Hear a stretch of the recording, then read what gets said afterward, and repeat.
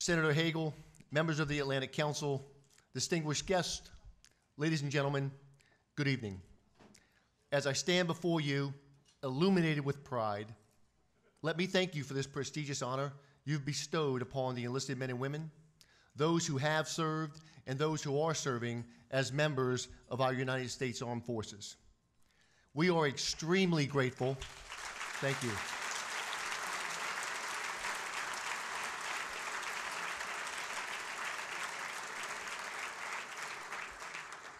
We are extremely grateful to be recognized alongside such other distinguished leaders and humanitarians here this evening.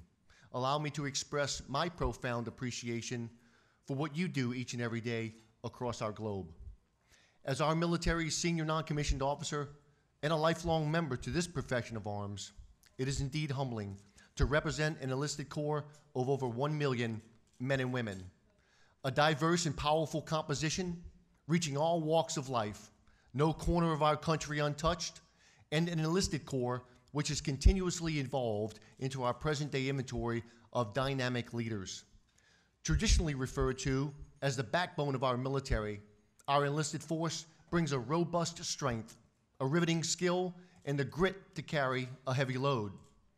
Across the years, we've witnessed a transformation of uniformed craftsmen who primarily specialize in one specific skill to a 21st century, multi-dimensional, multi-talented enlisted corps that comprises over 80% of our total force.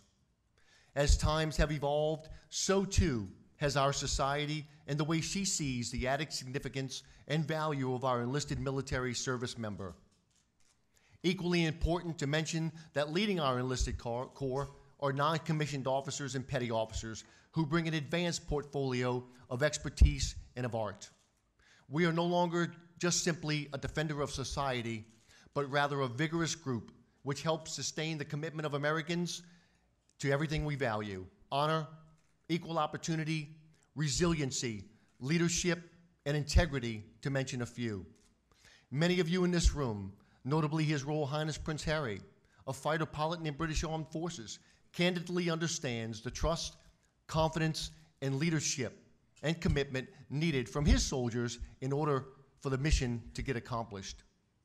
I share the stage with 5 warriors: Staff Sergeant Tanner Welch, Army; Staff Sergeant Serena Anderson, Marines; Petty Officer First Class Curtis Robinson, Navy; Technical Sergeant Lisa Tomlinson, Air Force; Petty Officer Second Class Lisa Ann Peak, Coast Guard.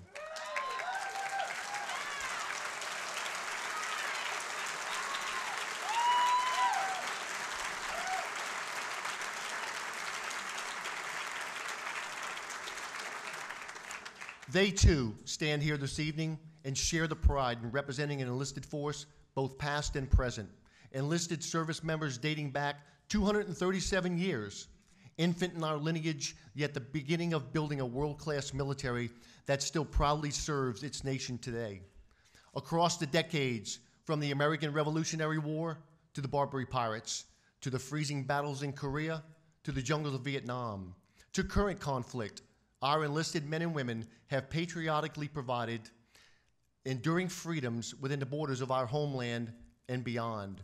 Enlisted warriors of past, like Sergeant Alvin York, whom during World War I led an attack on a German machine gun nest, taking 32 machine guns, eliminating a platoon of enemy soldiers and capturing 132 others.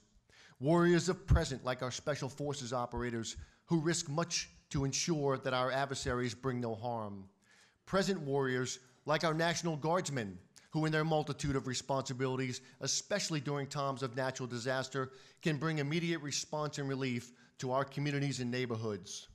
Enlisted warriors who nobly gave their full devotion of duty and now lie in formations within the hallowed grounds of our cemeteries.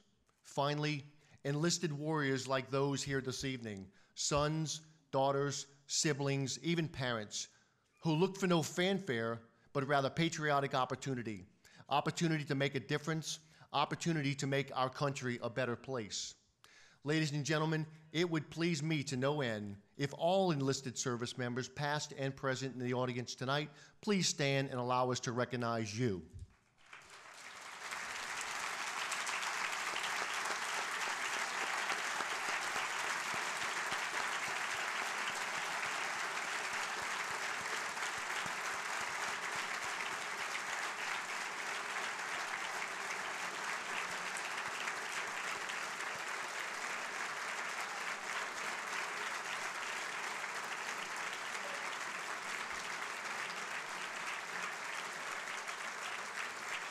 Thank you. This robust and artistic group in which you recognize this evening would have never accelerated or developed over the years if it were not for the intellectual vision of our Commissioned Officer Corps.